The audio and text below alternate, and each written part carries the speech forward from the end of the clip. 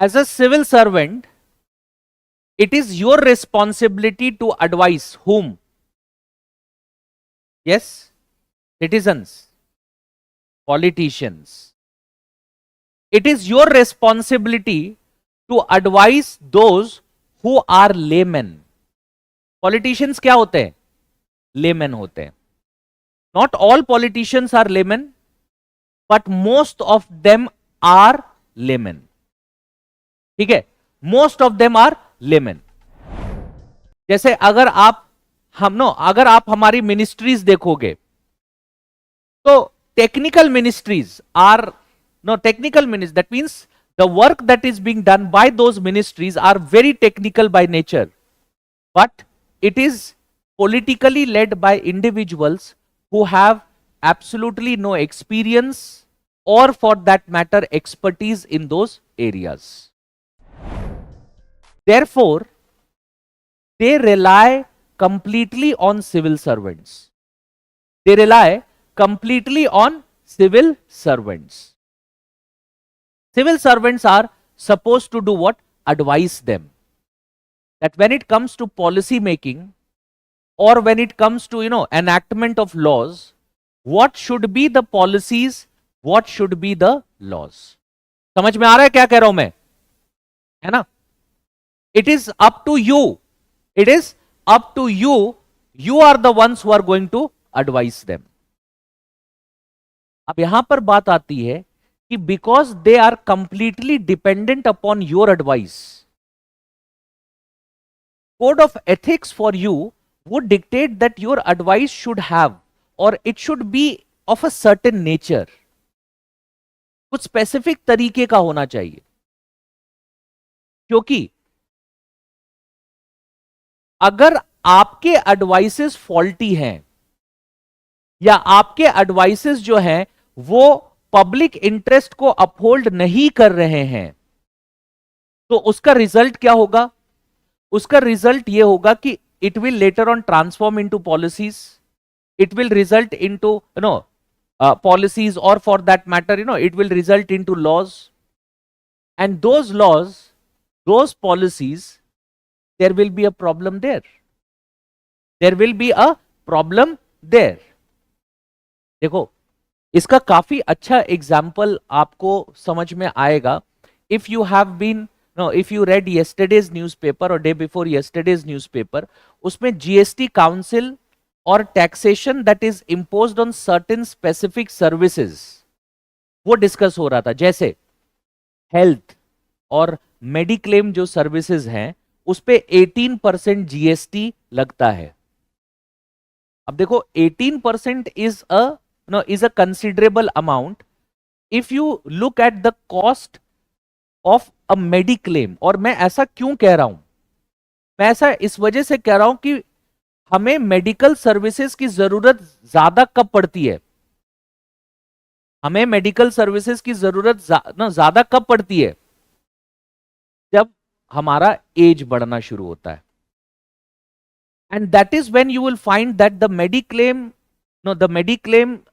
cost that is there, it increases. It increases. ठीक है?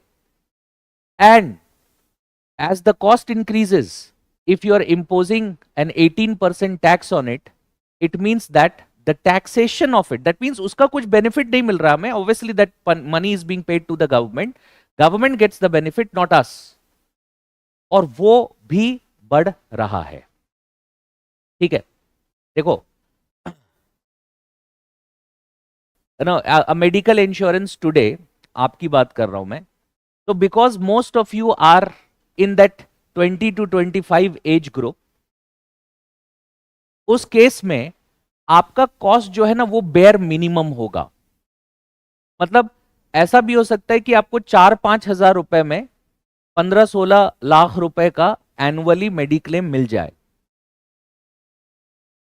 लेकिन यही मेडिक्लेम अगर कोई ऐसा इंडिविजुअल है हु इज 70 years old, ठीक है, and that individual is annually paying for it, तो वो कॉस्ट 5-6 हजार नहीं होगा, वो cost no, it may be approximately around 60 to 70,000.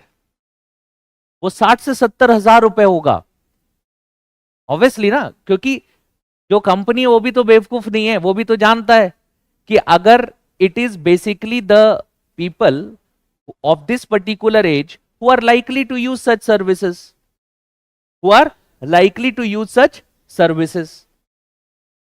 तो what happens is that mediclaim services में ना आप देखोगे कि हर 5 साल में आपका कॉस्ट बढ़ता रहता है. That is if you are 25, no if you are 20 to 25, the cost would be different. Once you are in 25 to 30 age group, the cost is different. Once you are in 30 to 35 age group, the cost becomes different. ये बढ़ता रहता है. अब उस पे 18% है. So every year I get my father insured for it.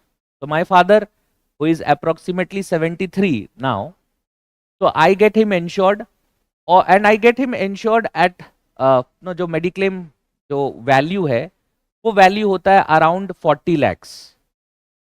तो for that I pay annual no insurance जो प्रीमियम होता है, आई पे अराउंड 76,000 फॉर इट एनुअली. अब उस पे 76,000 पे जीएसटी देखो कितना है, 18%, which means approximately 15,000 rupees additionally has to be paid as GST. अब देखो ये कॉस्ट इंपॉर्टेंट है. अब why is this to be understood? क्योंकि ये वो सर्विसेज है which you have to ensure that it is made affordable for everyone. ये कोई एलिटिस्ट कॉन्सेप्ट तो नहीं है ना, ये कोई एलिटिस्ट कॉन्सेप्ट तो नहीं है, ये कोई लग्जरी आइटम तो नहीं है कि इस पे इतना परसेंटेज आप टैक्स चार्ज कर रहे हो. It should be something which is affordable for everyone.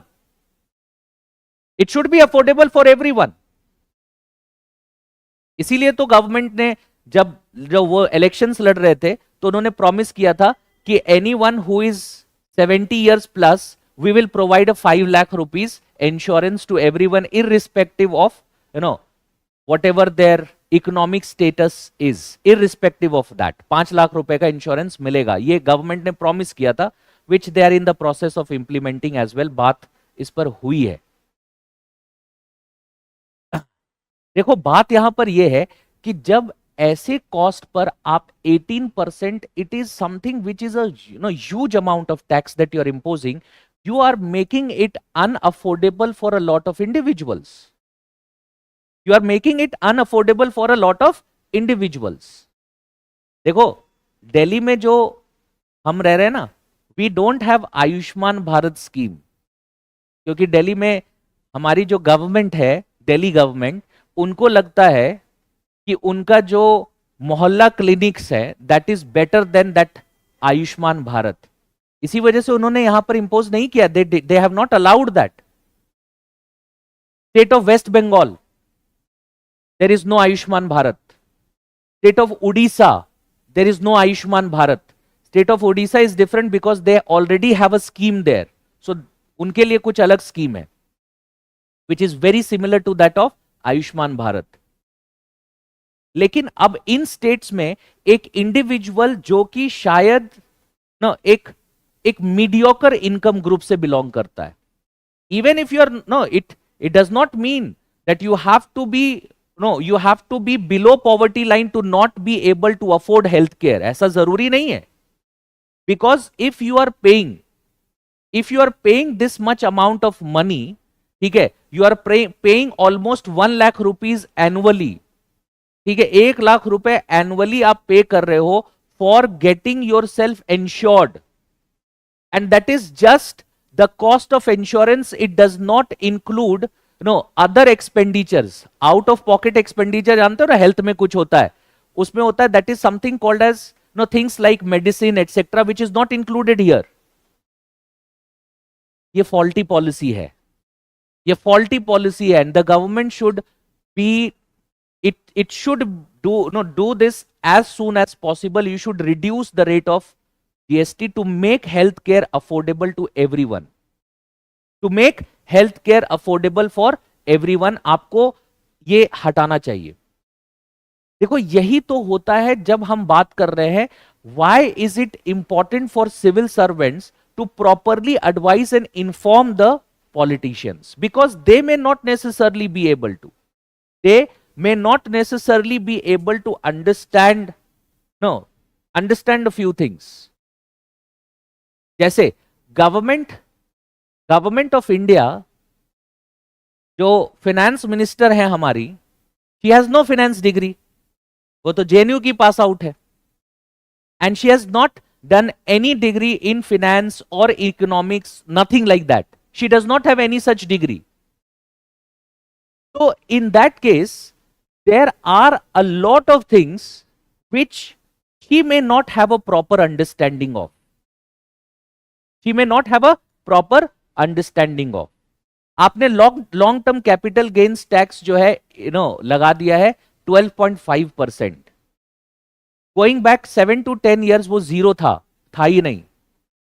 इसका मतलब ये है कि एक इंडिविजुअल, ठीक है, an individual who is suppose retired at a age of 65-70, तो उनके पास जो भी कैपिटल है, अब देखो उनका कोई नया सोर्स ऑफ इनकम तो है नहीं, तो इसका मतलब यह है कि उनके पास जो भी पैसा है वो वही है जो उन्होंने आज तक कमाया है. So at this particular age, even for their livelihood, they have to depend upon such income, है ना? They have to depend upon such income. But the thing is that if you withdraw it today, जब तक withdraw नहीं कर रहे हो तब तक कोई टैक्स नहीं है, लेकिन if you withdraw it, you will be charged 12.5% on it. मतलब अगर एनुअली, ठीक है, अगर एनुअली हम बात करें एक normal house hold, I am not talking about an individual who is super rich, nothing like that, normal house hold की बात करें अगर हम, तो एक इंडिविजुअल जो कि एट द एज ऑफ 65-70 है, taking all of it into consideration, the fact that उनके घर के खर्चे हैं प्लस मेडिकल एक्सपेंसेस है एटसेट्रा एटसेट्रा, तो उनका मंथली एक्सपेंडिचर कुछ नहीं तो 40 to 50,000 होगा, which means for an annual case they would require approximately 6 lakhs, और वो 6 लाख रुपए जब वो विड्रॉ कर रहे हैं तो उस पर वो कितना 12.5% टैक्स पे कर रहे हैं.